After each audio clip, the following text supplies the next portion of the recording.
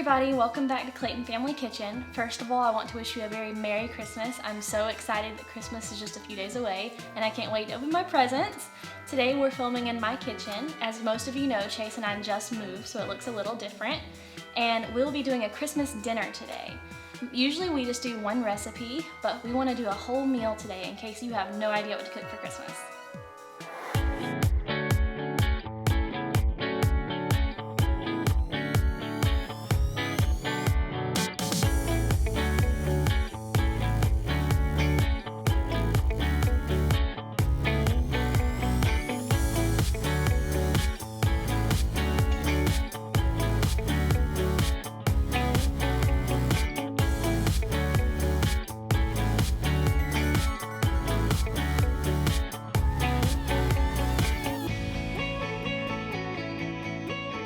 To start out our Christmas dinner, we are going to begin with the pork chops. I'm making an apple cherry pork chop.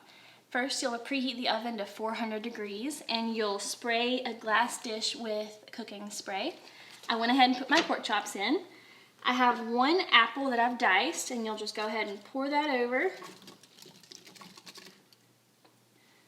Now we'll add salt and put this right on the pork chop if you can.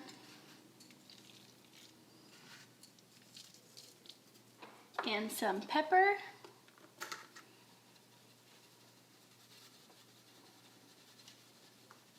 And garlic powder. And just again, put this right over the pork chop. Next, I had a bag of frozen pitted cherries that I let defrost in room temperature. So I'm gonna take some of the cherries, minus the juice, and sit them in here. And be careful not to touch the pork chop with this spoon because we are going to use these same cherries for our cocktail later.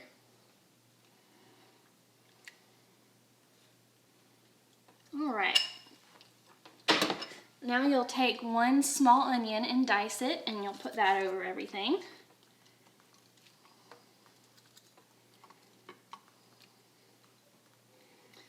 And last but not least, and this is kind of weird, so don't hate me till you try it.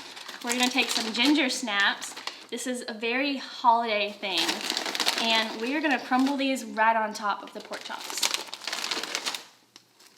So, and they're a little hard to do, so if you wanna crumble them beforehand with a hammer and a bag, that's gonna be a lot easier.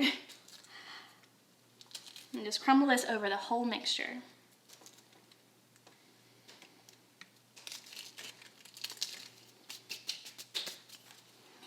I crumbled 3 cookies on top, and last we will do a light dusting of garlic powder over the whole mixture. And we will put this in the oven on 400 for about 45 minutes.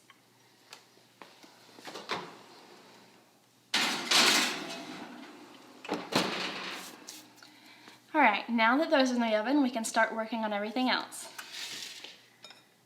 I have some green beans that I've cut the ends off of. We're just gonna put these on a baking dish. And I also have some turnip root, and roasted turnips are delicious, any roasted root vegetable. So we're gonna put these on the side and roast those together.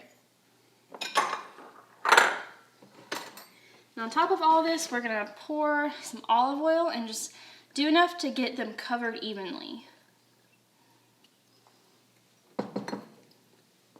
Now we'll do sea salt, and you'll just want to sprinkle it evenly on top of everything.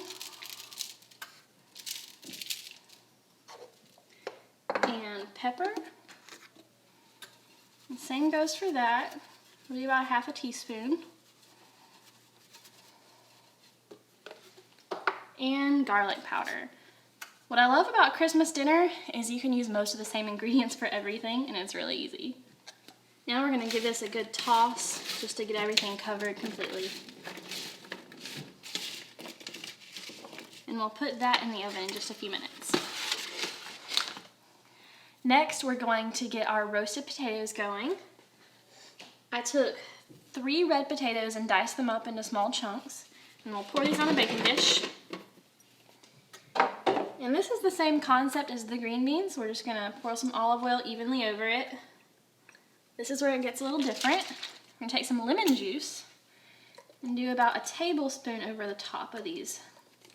Now we'll do sea salt and pepper.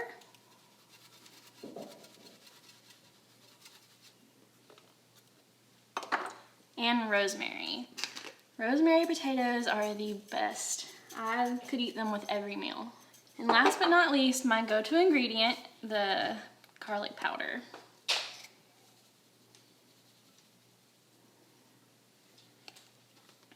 We'll give these a good toss just to get them all coated. And these can go ahead and go right in the oven.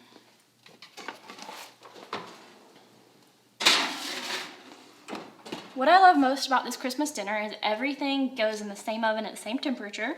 So that is awesome. Just if you have a smaller oven, be careful of the pan size that you use.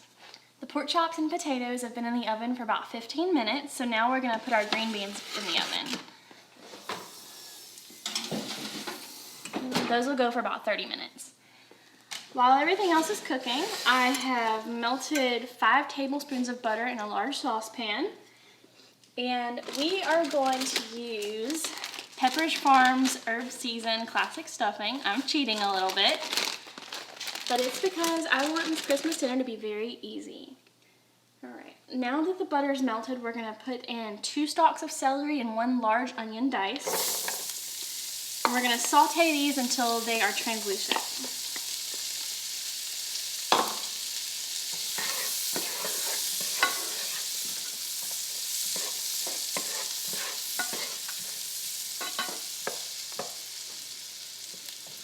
It took about 5 minutes for the onions and celery to become tender and translucent. So now we will add 2 cups of chicken broth.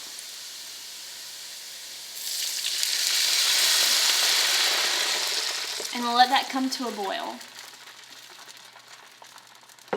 That came to a boil very fast because the pan was so hot. So now we will just add the whole bag of stuffing mixture and give it a good stir.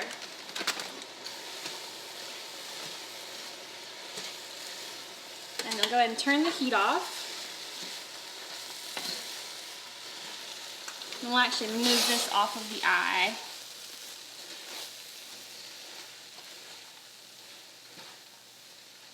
You want to stir it and mix it until all of the breadcrumbs are wetted a little bit with the chicken broth. All right, now we are going to cover this and let it sit until everything else is done.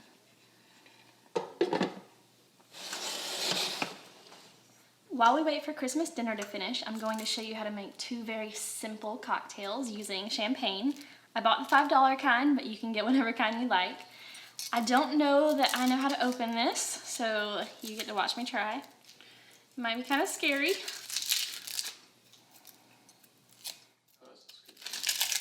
Ooh, it's a screw top. That's nice. Stop, read safety instructions below before opening. Okay, twist to open.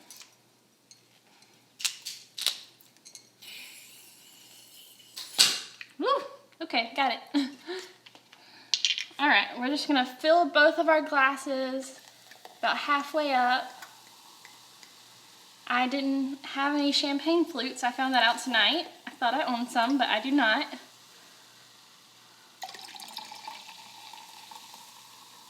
Alrighty. The first one is very simple. It's a can of pineapple juice. I'll pour about half of it in there.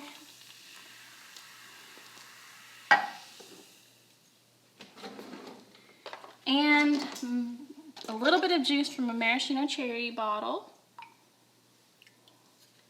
And then a couple of cherries, of course. I love cherries. And that's it for that one. So that's very easy and inexpensive, and it looks pretty. The second one's a little more complicated, but it's still very simple. we're going to take the rest of the frozen pitted black cherries that we used for the pork chops and pour them into our blender. Then we're gonna use some pomegranate juice and pour about a cup of it in there.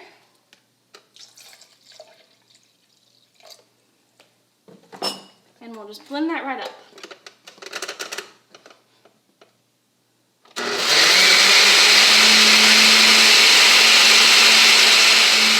Now, we need a little more champagne in this glass.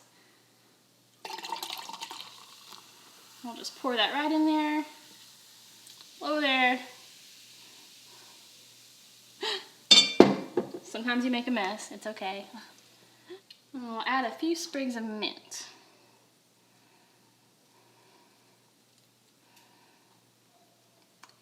And there are your 2 Christmas cocktails. All right, everything's been cooking for about 45 minutes and we are finally done. It looks delicious. The best thing about this Christmas meal, it took an hour tops overall, which is amazing. You don't have to spend as much time in the kitchen. You can spend time with your family.